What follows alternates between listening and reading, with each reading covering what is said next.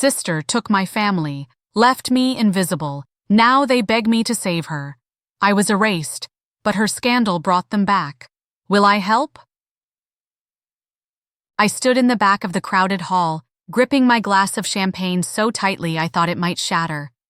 My sister Jessica was at the center of the room, radiant in her white graduation gown, surrounded by our beaming parents and a circle of admirers. I watched as my father raised his glass. To Jessica, he announced to the room of 150 guests, Harvard Law's brightest star and the pride of our family. The crowd erupted in applause. My mother wiped away tears of joy. And there I stood, invisible, forgotten, a ghost at my own sister's graduation party. The party I'd helped plan. The party I'd taken a day off work to set up. The party where not a single person had asked about my recent promotion.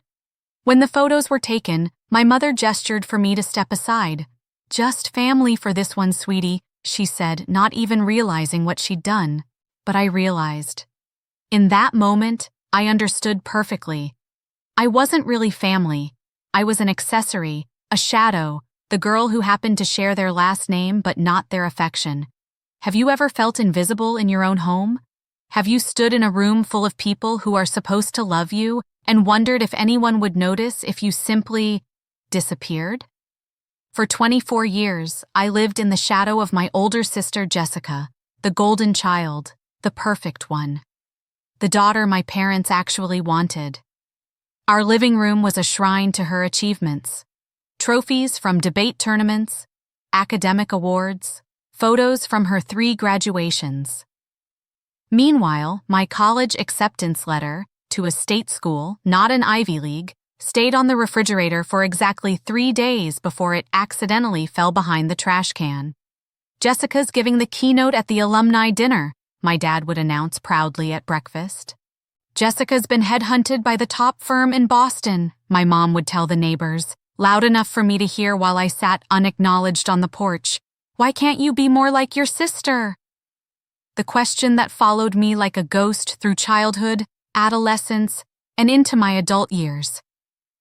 I became an expert at making myself small, at celebrating Jessica's moments, at swallowing my words when I wanted to scream, "What about me?"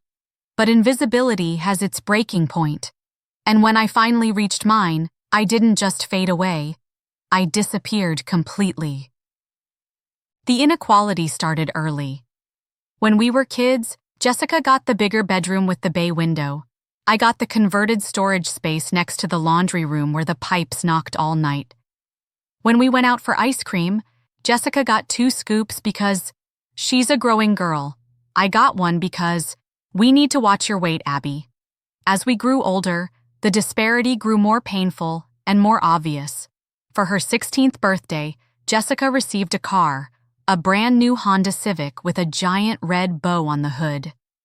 3 months later, when I turned 16, I got a bus pass and a lecture about financial responsibility. When Jessica decided to join the debate team, my parents hired a private coach. When I made the swim team, they complained about driving me to 5 a.m. practices, but I kept trying. God, how I tried to earn the same love they gave her so freely. "Mom, I got accepted to State University," I announced one night at dinner, my hands trembling with excitement as I held the acceptance letter. "That's nice, honey," my mother said, barely glancing up. "Jessica got into 3 Ivy League schools, you know." "I know," I replied, my voice small, "but I got a partial scholarship." My father looked up from his plate, his expression a mixture of surprise and something like disappointment. "Well, it's not Harvard, but I suppose it's better than community college." I went to my room and cried that night, but I still believed things would change. That one day, they would see me too. Then came the day that broke me. "Mom, can I borrow your credit card for the tuition deposit?" "I'll pay you back from my waitressing money," I asked, standing nervously in our kitchen with my laptop open to the university payment portal. My mother looked uncomfortable. She exchanged a glance with my father before answering. "Actually, sweetie, we've been meaning to talk to you about that. We've committed most of our savings to Jessica's law school fund. She got into Harvard, and well, that's not cheap. But my tuition is only $8,000 with the scholarship, I said, my voice catching. I'm working 2 jobs already. My father folded his newspaper deliberately, the way he did when he was about to deliver a verdict. Your sister is on a path to become a corporate lawyer. That's an investment with real returns. Wouldn't you be better off taking a gap year?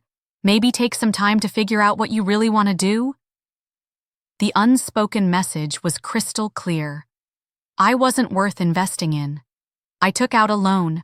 I worked extra shifts at the diner and picked up weekend work at the mall. I watched as Jessica flew to Europe for a much-needed break from academic pressure on our parents' dime. Then came the final blow. My grandparents' 50th wedding anniversary, a milestone celebration that had been planned for months. Everyone would be there. Cousins from across the country, relatives I hadn't seen in years, everyone except me. I found out when I overheard my mother on the phone discussing seating arrangements. When she hung up, I confronted her. Mom, when is Grandma and Grandpa's anniversary party?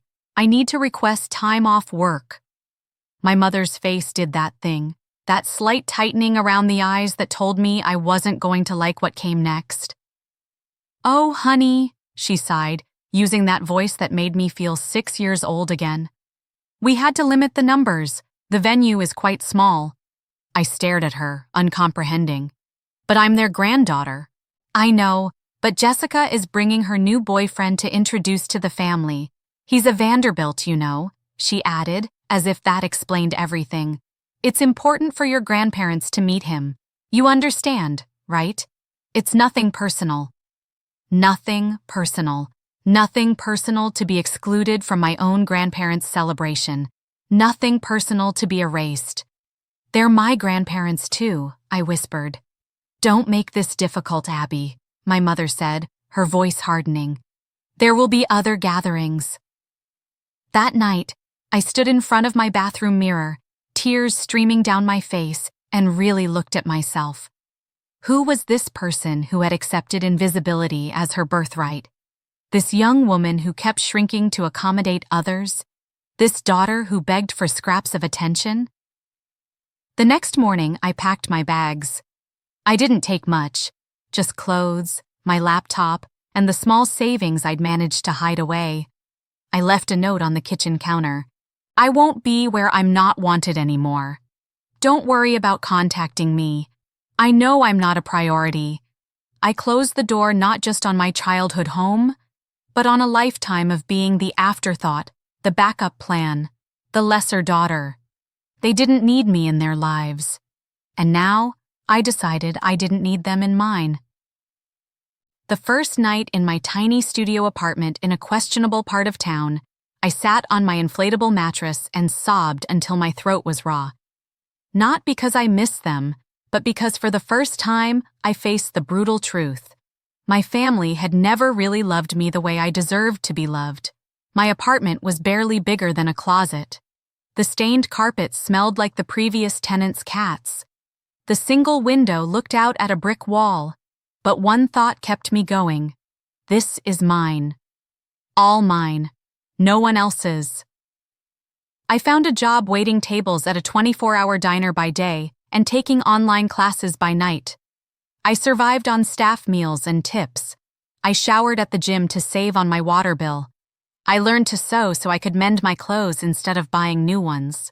Freedom tastes like burnt diner coffee at 6 a.m.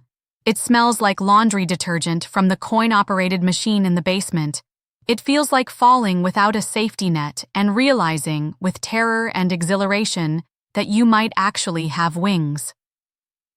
3 months in, I collapsed from exhaustion after a double shift. My coworker Mia found me in the break room, shaking and crying. "You can't keep going like this," she said, helping me to her car. "You're staying with me tonight." Mia's apartment was full of mismatched furniture and vibrant art. Her roommate Rachel made me tea while Mia prepared the couch. They didn't know my story yet, but they took me in anyway. That night turned into a weekend.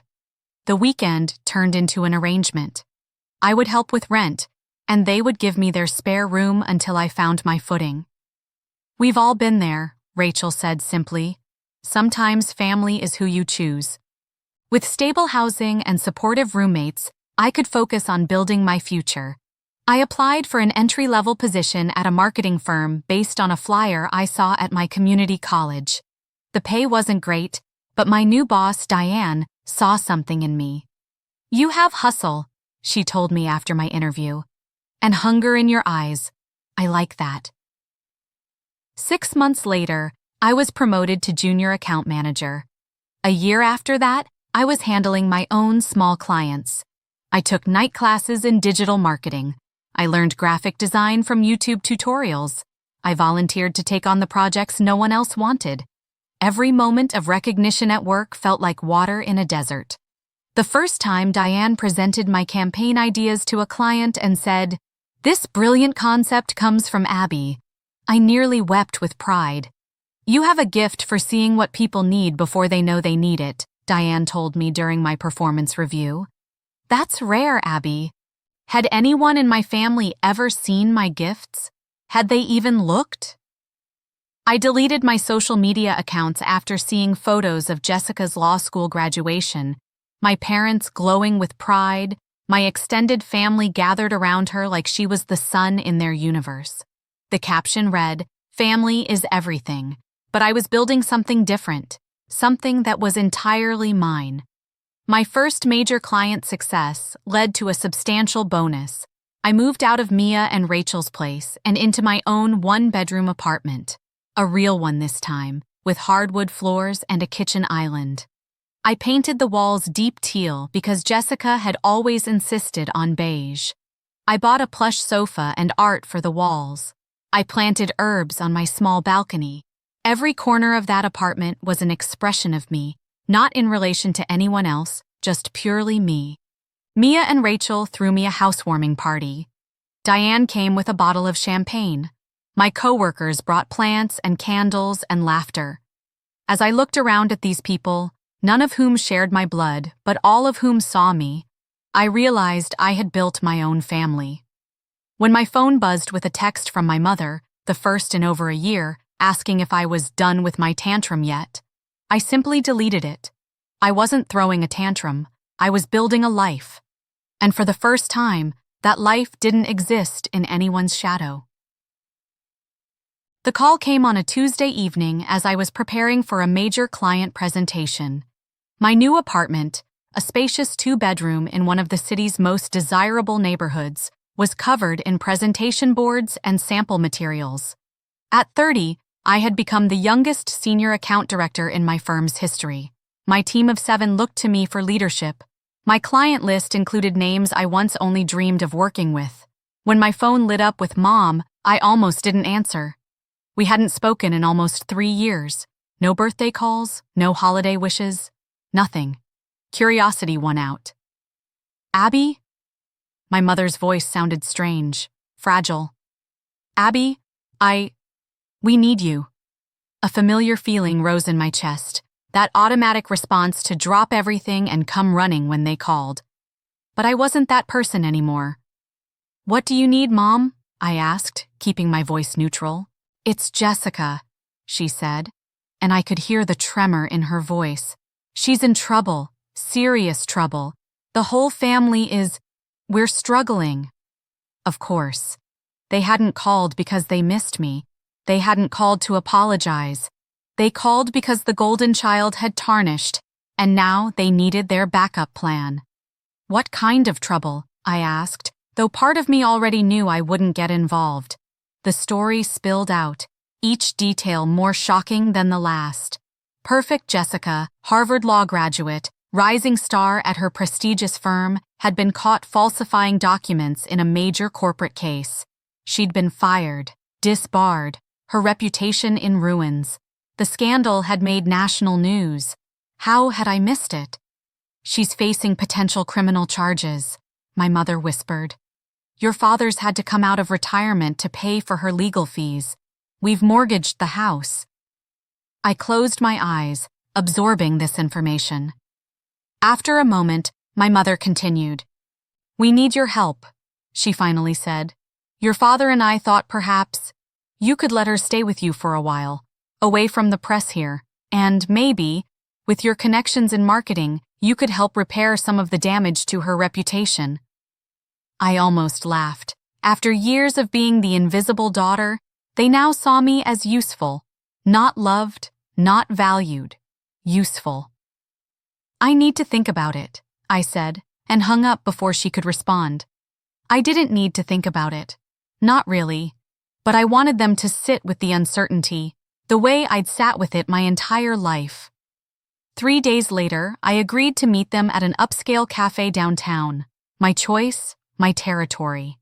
I arrived early, selected a table with a view of the entrance, and ordered an expensive latte that I could now easily afford. They looked older. My father's hair had grayed completely. My mother's face showed new lines of worry, and to my surprise, Jessica was with them, thinner than I remembered, her confident posture replaced by a defensive hunch. Thank you for meeting us, my father said stiffly, always formal, even now. Let's get to the point, I said, not unkindly but firmly. You want me to take Jessica in and use my professional connections to save her reputation. They exchanged glances. We're family, my father said, as if that explained everything. Families help each other. Family, I repeated, tasting the word. That's interesting. Where was this family when I needed tuition help? Where was this family when I wasn't invited to grandparents' anniversary? Where was this family for the last 3 years of my life? Abby, please! My mother reached for my hand.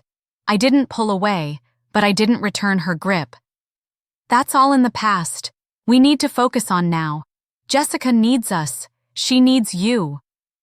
I turned to look at my sister, really look at her, for the first time in years. The golden child whose shadow I'd lived in. Her eyes were red-rimmed, her perfect manicure chipped, her designer clothes wrinkled. What happened, Jessica? I asked quietly. She looked startled, as if she hadn't expected me to address her directly.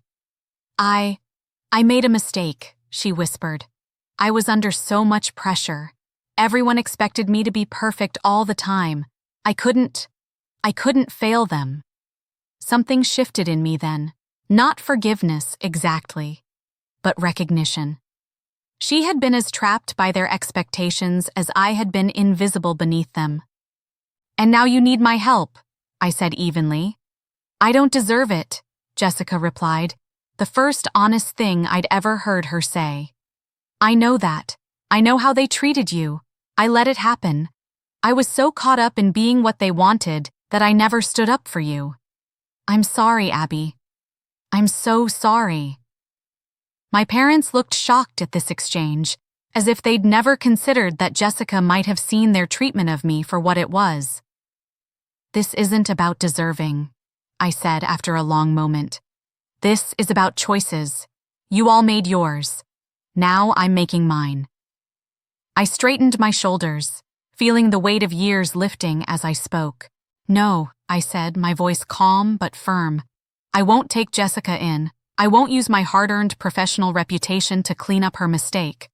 What Jessica needs is to face the consequences of her actions for once in her life. What Jessica needs is to learn what I had to learn. How to build something on your own, without a safety net. You can't be serious, my father's voice rose. After everything we've done for you. What exactly have you done for me? I asked quietly. Tell me, Dad. I'd really like to know. The silence that followed contained their answer. I was pushed out of this family because Jessica was the perfect daughter. Now that she's not perfect anymore, you come looking for me? I shook my head. I'm not your backup plan. I'm not your fix-it person. I'm not your second-best daughter anymore. We're your parents, my mother whispered, tears in her eyes. Doesn't that mean anything? It meant everything to me, I answered, feeling a surprising calmness. That's why it hurt so much when it clearly meant nothing to you. As I gathered my purse to leave, Jessica reached out and grabbed my wrist.